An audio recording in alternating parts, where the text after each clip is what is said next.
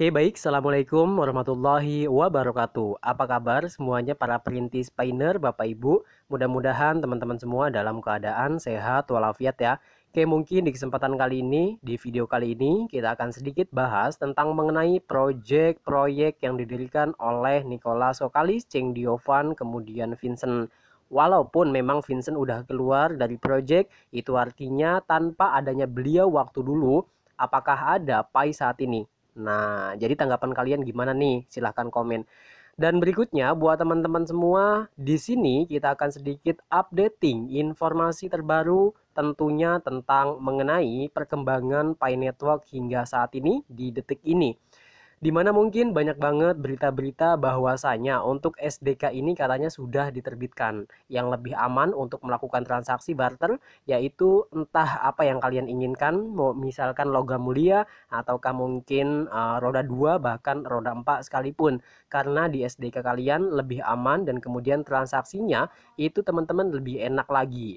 Nah, di bagian ini buat teman-teman itu pembahasan kita yang paling pokok di video kali ini. Dan kemudian di bagian yang kedua pembahasan, teman-teman semua kita akan sedikit apa yang harus kita lakukan ketika orang-orang sekarang sudah melakukan transaksi itu bisa terlihat di Pi Explore teman-teman. Ataukah mungkin catatan transaksi keluar masuknya ataukah kemana-mananya itu bakal tahu teman-teman. Oke, di bagian ini buat teman-teman semua pastinya ya saya tekankan kembali ya, berbicara tentang mengenai Pi maka kita berbicara secara global ya. Kemudian bukan hanya sekedar berbicara untuk Indonesia sentris yang notabene kebanyakan orang-orang ini nyinyir, ngetawain, kemudian menghujat bahkan menyepelekan sekalipun. Di sini teman-teman ya, kalau misalkan teman-teman bilang saya sedang ngamen di YouTube, betul teman-teman ya. Di sini saya cari view, kemudian di sini pun saya cari duit dari Google AdSense. Oleh sebab itu buat teman-teman semua, segala sesuatunya ya tentang penjelasan di video kali ini teman-teman disimak, jangan sampai di skip agar teman-teman semua paham tentang penjelasan-penjelasan yang kali ini sangat penting banget buat teman-teman semua. Sayangi Pi kalian semua ya, simpan baik-baik dan kemudian gunakanlah beberapa Pi untuk kebutuhan sehari-hari. Nah, di sini buat teman-teman langsung aja kita bahas untuk yang pertama kali, yaitu apa? SDK. Di mana untuk SDK ini rumornya dan kemudian opini-opini yang ditimbulkan dari SDK katanya sudah akan segera dimulai teman-teman. Dan kemudian hari ini pun bahkan ada yang posting di media sosial baik itu mungkin Facebook, Twitter bahkan yang lainnya ini gembar-gembor bahwa SDK itu sudah dimulai. Pada intinya buat teman-teman semua apapun beritanya teman-teman langsung ya cari tahu di pusat media sosial resmi dari tim inti alias Pi Networknya. Teman-teman cari tahu di sana, teman-teman bisa dapatin informasi secara akurat di media sosial ya, secara mandiri di media resmi dari Pi Networknya. Itu yang pertama teman-teman. Kemudian teman-teman juga jangan langsung percaya jikalau memang ada berita-berita yang sampai, entah itu mungkin berita yang salah, berita yang menggembirakan, berita yang menyedihkan, teman-teman itu nggak langsung harus percaya, tetapi kalian itu harus melakukan yang namanya tabayun ataukah mungkin cross check kebenaran datanya benar akurat atau tidak. Nah, disitulah teman-teman harus teman-teman pahami. Kemudian fungsi SDK itu apaan Bang? Jadi SDK itu buat teman-teman ini tempat atau wadah ya, kayak baskom gitu teman-teman, yang sekiranya bisa menampung apapun itu dan kemudian tentunya kita bisa ya menukarkan token Pi tata kelola kita di SDK tersebut. Terserah bebas teman-teman ya, mau apa aja monggo silakan. Itu pun kalau sudah listing dan kemudian belum ada penetapan harga untuk saat ini. Untuk Pi itu belum ada penetapan harga di angka satunya teman-teman, ataukah mungkin harga di exchange ataukah mungkin wallet tentunya itu belum ada harganya, belum ada di mana exchange manapun itu, tetapi sudah ada di dompet wallet kalian itu pun yang sudah melakukan KYC. Dan kemudian kita lanjut nih pembahasan tentang mengenai apalagi kalau bukan yaitu P2P. Saat ini buat teman-teman semua kita sudah ada di pasca, apalagi kalau bukan mainnet secara ya tertutup alias mungkin mainnet secara privat. Di bagian ini buat teman-teman semua saya ucapkan selamat yang sudah melakukan KYC dan kemudian kalian itu menerima, apalagi kalau bukan token tata kelola ke dompet Pi kalian. Itu artinya selamat buat teman-teman semua. Teman-teman itu bisa untuk melakukan apalagi kalau bukan barter. Di bagian barter ini kalian bebas mau barter apa aja silahkan boleh ya. Mau barternya dengan menggunakan stablecoin silahkan. Mau ditukarkan dengan uh, kripto-kripto yang lainnya, baik itu mungkin wallet ataukah mungkin baik itu dari koin ataukah mungkin token yang lain pun boleh silahkan. Yang penting ada yaitu persetujuan ataukah mungkin masing-masing dari pihak itu saling menerima ya teman-teman ya. Tidak ada unsur pemaksaan, itu atas kesadaran diri masing-masing ya. Jadi antara kedua belah pihak itu setuju dan deal untuk melakukan, apalagi kalau bukan transaksi tukar menukar ataukah mungkin hal-hal yang lain lah yang dapat kalian lakukan dengan menggunakan Pi. Dan kemudian di bagian ini buat teman-teman semua nggak ada yang namanya kayak apa ya, jadi di sini satu harga itu nggak ada. Kenapa seperti itu Bang? Apakah ini scam, ataukah ini penipuan, ataukah ini mungkin berita yang hoax, apakah ini opini, apakah serba apakah pokoknya banyak banget. Kalau misalkan kita cari negatifnya banyak banget negatifnya, kalau misalkan kita cari positifnya banyak juga positifnya. Oleh sebab itu buat teman-teman semua, kalau kalian pengen cepat kaya jangan nonton video ini ya teman-teman ya. Di sini kita ini nggak ngajarin cepat kaya dan lain-lain, melainkan buat teman-teman semua video ini merupakan video edukasi, kemudian serta video ini merupakan video informasi yang dapat dibagikan kepada referral kalian ataukah mungkin pengguna Pi yang lainnya, agar yang lain itu jangan terlalu halu lebih dalam tentang menanggapi Pi Network ini. Oke. Di bagian ini buat teman-teman semua ya, atas kesadaran masing-masing antara kedua belah pihak yang ingin melakukan transaksi, itu artinya sepakat ya. Jadi sepakat antara kedua belah pihak untuk menukarkan Pi dengan jasa maupun barang sekalipun itu silakan. Ataukah pengen menukarnya dengan aset-aset digital seperti Bitcoin ataukah mungkin ETH Ethereum, Doge, Shiba, TRX ya, ataukah mungkin Tron, Song, monggo silakan, nggak ada yang ngelarang. Yang penting ini sudah deal-dealan antara kedua belah pihak, tidak ada unsur pemaksaan ataukah mungkin hal-hal yang lain. Dan kemudian disclaimer on dear warning buat teman-teman para pioneer, para perintis, Bapak Ibu. Di bagian ini kalian bebas untuk melakukan transaksi kemanapun yang kalian kehendaki. Itu artinya kebebasan telah diberikan kepada kalian yang terpilih menjadi pilot ataukah mungkin penguji utama sebelum Pi dilistingkan secara publik terbuka ataukah mungkin disiapkan di exchange wallet yang ada di negara Indonesia maupun mungkin di negara-negara lainnya melalui pintu gerbang D5 ataukah mungkin mata uang digital lebih terdesentralisasi ya, ataukah mungkin di web semantik 3.0. di mana di situ nantinya bakal ada meta juga nih, dunia ketiga ya. Ini dia itu mengopi dunia yang sama kemudian dipindahkan ke dunia digital. Itu yang teman-teman pahami. Oleh sebab itu kalau misalkan masih aja lagi teman-teman, ini antara pioneer kebanyakan ribut ya, ribut pada ngomongin tentang mengenai masalah ini ya. Jadi ini ada yang anggap bahwa Pi ini merupakan salah satu token, ada juga yang kekeh Pi katanya itu sebuah koin. Nah, di mana buat teman-teman pembedanya antara token dengan koin itu cuma gampang satu. Yaitu apa? Kalau token dia tidak memiliki blockchain, dan kemudian kalau koin tentu saja dia memiliki blockchain. Nah, di mana blockchain itu disebut dengan Explore itu tadi. Ya, kalau misalkan dalam perbankan itu merupakan buku rekening ya, buku rekening. Kalau bedanya antara Explore dengan buku rekening, kalau buku rekening itu teman-teman cuma bisa dilihat dengan diinput antara bank kemudian nasabahnya ya. Kemudian Kemudian buat teman-teman kalau misalkan Pi Explore ataukah mungkin web yang tadi itu ya, Explore berarti dia itu bisa di tracking ataukah mungkin ya transaksi itu terlihat secara publik ataukah mungkin terbuka untuk umum. Inilah yang disebut sebagai ya, apalagi kalau bukan sentral, desentral. Jadi nggak ada yang atur teman-teman ya. Tetapi walaupun memang tidak ada yang atur, kita ini harus memenuhi ataukah mungkin ikuti standar negara ataukah mungkin standar yang ditetapkan oleh dunia. Yaitu apa? Yaitu harus melakukan sekali lagi AML ataukah mungkin teman-teman ini untuk mencegah adanya pendanaan-pendanaan gelap ataukah mungkin pendanaan terorisme, kemudian mencegah juga adanya money laundry ataukah mungkin pencegahan juga untuk menguras uang dari koruptor. Nah, jadi untuk setiap orang yang menggunakan jaringan yang dibuat oleh Nicolas Sokalis Cheng Diovan ini, maka kalian harus melakukan terlebih dahulu KYC, barulah teman-teman itu bakal dikreditkan untuk token dari tata kelola Pi-nya itu tadi. Ya, jadi semua itu bisa di tracking ya sesuai dengan negaranya. Kalau misalkan dalam salah satu negara ya ada pendanaan gelap, kemudian ada pendanaan yang lain-lain seperti pendanaan terorisme. Nah, di sini berhubung katanya yang namanya kriptografi itu tidak bisa dicek, kemudian nggak bisa di tracking.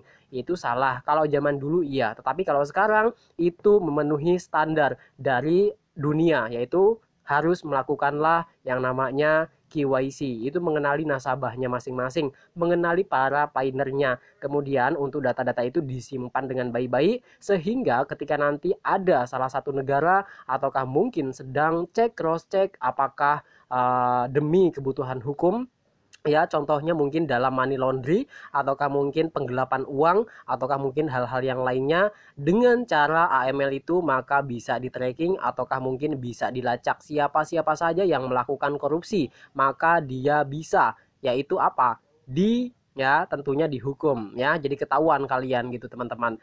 Nah kemudian balik lagi yaitu ke Pi saat ini, kenapa sih kok beda-beda bang harganya? Nah, di Indonesia harganya katanya 314, kemudian di Cina katanya 300.000 USD, kemudian di Amerika Serikat katanya 1000 USD, dan kemudian pokoknya negara-negara di Asia termasuk Kamboja, Singapura, Filipina, Taiwan, kemudian pokoknya negara lain-lain yang ada di Asia itu mengajukan di angka 650 USD. Nah, di bagian ini buat teman-teman semua, yang pertama ya, di sini teman-teman itu cukup untuk memilih. Yang pertama, teman-teman simpan token kalian, ataukah mungkin yang kedua kalian akan menikmati token kalian dengan cara ditukarkan kelak mungkin beberapa bulan ke depan. Jadi semua keputusan itu ada di tangan kalian. Kalau kalian nggak sabar, pengen cairin sekarang, banyak banget orang-orang yang pengen mau beli, kemudian tentunya di harga yang rendah teman-teman ya. Di harga yang rendah kalian bisa jual token kalian kepada pengepul, itu bisa ya, bisa teman-teman ya. Yang penting satu buat teman-teman, ada kesepakatan di antara kedua belah pihak, yaitu ya siapa lagi kalau bukan penerima barter kemudian yang barternya gitu kan ya, dengan akad teman-teman, yaitu deal-dealan. Di sini saya tekankan kembali disclaimer on deal teman-teman ya, warning. Ini yang harus kalian tanamkan di dalam pikiran kalian, bahwasanya untuk saat ini transaksi P2P belum ada nilainya, tetapi kalian sudah berani untuk melakukan yang namanya transaksi, apalagi di angka-angka yang fantastis gede banget. Apalagi kalau lihat di Cina, untuk satu Pi itu dihargai dengan angka 300.000 tokenan gitulah teman-teman, ataukah mungkin maksudnya di angka 300.000 USD. Itu fantastis banget, itu jumlahnya miliaran ya teman-teman ya untuk satunya. Tetapi mereka itu berani ya untuk bertransaksi ya dengan nilai yang segitu besarnya. Kemudian kalau misalkan kita lihat negara kita saat ini, Indonesia, ini cuma di angka 314 teman-teman. Itu artinya apa ya? Jadi takutnya ya, kalau misalkan kita lakukan transaksi saat ini tidak ada nilai yang kira-kira terlihat jelas, kemudian teman-teman lakukan transaksi ya, tiba-tiba nanti ketika listing ya di pasca mainnya terbuka itu harganya cuma kisaran di angka 5 dolar. Apa yang harus kalian lakukan? Terutama dalam vendor itu bakal rugi gede-gedean ya. Kemudian juga yang nerima sama aja dia menghambur-hamburkan uang dia. Nah, disinilah terjadi yang namanya nanti kalau tidak sesuai dengan harapan kita ketika listing, maka di sini dipastikan teman-teman bakal ribut ya, bakal ribut ya. Jadi, oleh sebab itu buat teman-teman semua perlu diingat, kemudian perlu difahami tentang mengenai masalah yang satu ini ya, karena di sini itu merupakan token tata kelola, jadi yang mengelola itu yaitu para pioneernya sendiri ya, terutama dalam penentuan harga nanti ya, pengen listing di angka berapa. Mudah-mudahan ya nggak terlalu murah juga, nggak terlalu mahal juga. Kenapa teman-teman? Karena itulah harapan kita bersama ya, jangan sampai terlalu murah. Apalagi untuk orang-orang yang sudah ya melakukan transaksi di angka 300.000 USD. yaitu mungkin ketika listing nanti ya di angka $1 bahkan di angka $5 bakal mengalami kerugian yang begitu banyaknya. Bisa-bisa perusahaan mereka pun bakal gulung tikar alias bangkrut gitulah teman-teman ya. Maka terjadilah yang namanya apalagi kalau bukan keributan. Nah, oleh sebab itu buat teman-teman semua harus disadari tentang imbasnya yang akan kita terima maksudnya ketika kita melakukan ya, apalagi kalau bukan transaksi di pasca mainnet secara tertutup ini. Nah, itu teman-teman harus pahami ya. Jadi sebab itu buat teman-teman semua, pilihan ada di tangan kalian. Kalian mau transaksi hari ini ataukah mungkin nunggu sampai pasca mainnet terbuka nanti. Itu artinya teman-teman nggak usah ribet, pengen dicairin, teman-teman cukup untuk ya mendaftar exchange yang tentunya telah bekerja sama dengan Pi Network. Mungkin sampai sini teman-teman paham. Jangan sampai teman-teman melakukan kesalahan. Oke, perlu diingat seperti itulah nanti teman-teman imbasnya. Ketika teman-teman melakukan apalagi kalau bukan transaksi saat ini di pasca mainnet, nah yaitu secara tertutup. Dan kemudian teman-teman pun harus pahami tentang mengenai yaitu apalagi kalau bukan yang salah satu ini nih. Teman-teman boleh dilihat. Oke. Di mana ini sudah dibanderol teman-teman ya. Jadi harapan kita mungkin buat para pioneer ditunggu hingga sabar, dan kemudian perlu ditanamkan saat ini. Teman-teman ingat ya, saat ini di pasca mainnet tertutup, teman-teman itu merayakan, bisa menikmati Pi. Jadi merayakan teman-teman, bukan menikmati hasil tambang, melainkan kalian itu merayakan adanya Pi. Jadi untuk usaha-usaha UMKM ataukah mungkin mikro kecil, mikro menengah, bahkan mikro atas sekalipun, kalian bisa ya mungkin inisiatif untuk menggunakan Pi ini dengan diskon ataukah mungkin dengan hal-hal yang lain.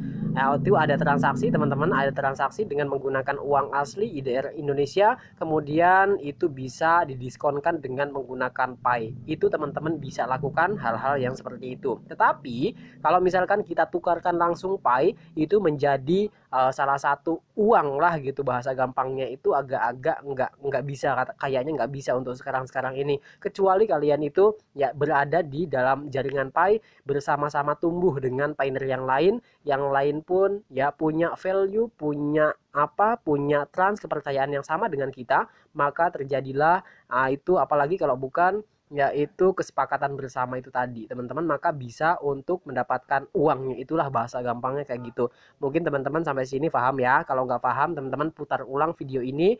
Jadi kesimpulannya teman-teman jangan lupa di-share pada yang lain ya, supaya yang lain itu paham tentang mengenai project yang satu ini, kemudian melakukan transaksi di hari ini, dan kemudian imbasnya positif negatifnya itu telah dijelaskan tadi teman-teman.